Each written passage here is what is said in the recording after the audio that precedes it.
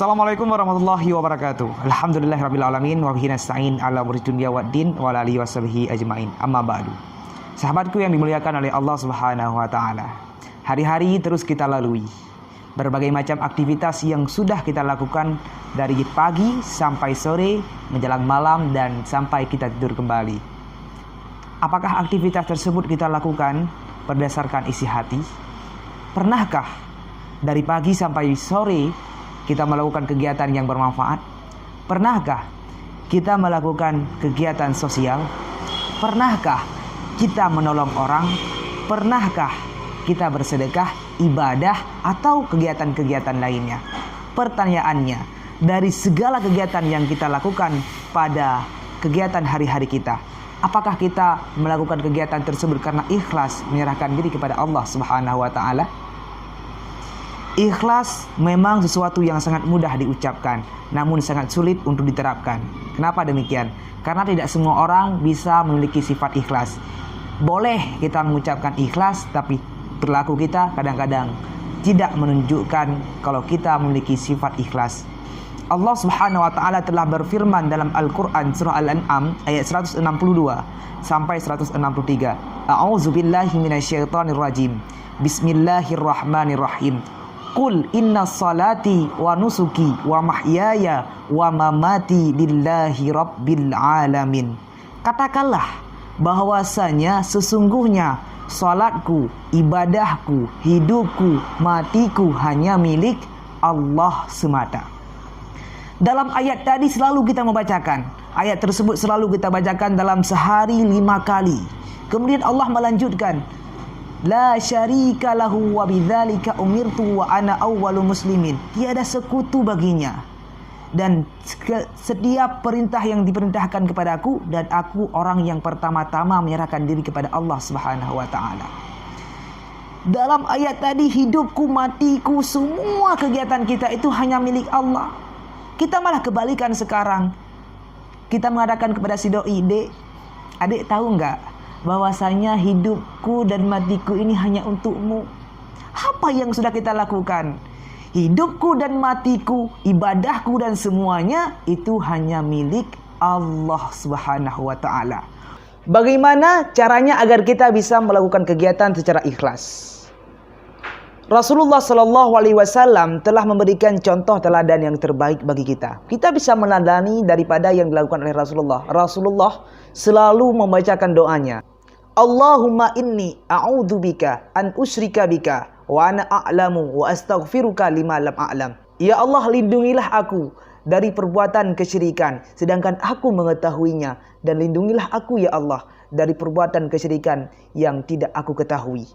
Rasulullah saja orang yang sudah diakui, orang yang sudah dijanjikan surga oleh Allah, orang yang sangat jauh daripada kesyirikan, beliau tetap berdoa agar dihindar daripada yang namanya kesyirikan, agar beliau selalu menyerahkan diri kepada Allah, ikhlas dalam beramal, ikhlas dalam setiap kegiatan yang dia lakukan. Sayyidina Umar bin Khattab adalah orang yang selalu berbuat baik. Bahkan beliau sangat takut yang namanya dalam perbuatan baik beliau tersebut ada niat ataupun ada rasa mendapatkan imbalan dari orang lain. Bahkan beliau selalu berdoa, ya Allah, jadikanlah amalanku amalan yang soleh. Ya Allah, jadikanlah amalanku hanya karena mengharapkan wajahmu ya Allah. Ya Allah, jangan jadikan amalanku karena mengharapkan imbalan dari orang lain. Itu Sayyidina Umar bin Khattab, sahabat Rasulullah yang sangat dekat dengan Rasulullah. Beliau tetap berdoa agar dihindar dari yang namanya riya, kesyirikan dan lain sebagainya. Untuk mendapatkan kecintaan dari Allah Subhanahu wa taala saja, kita harus memiliki yang namanya sifat keikhlasan. Tidak semua orang bisa memiliki sifat ikhlas. Imam Al-Ghazali dalam kitab Rawdatul Talibin wa Umdatus Salikin, beliau mengatakan, para ulama mengatakan bahwasanya ada 2 macam ikhlas. Yang pertama ikhlas dalam beramal, yang kedua ikhlas dalam mencari pahala. Ikhlas dalam beramal adalah mengkehendak mendekatkan diri kepada Allah, mengerjakan segala perintahnya dan menjawab segala seruannya. Di balik semua itu merupakan adalah kemunafikan.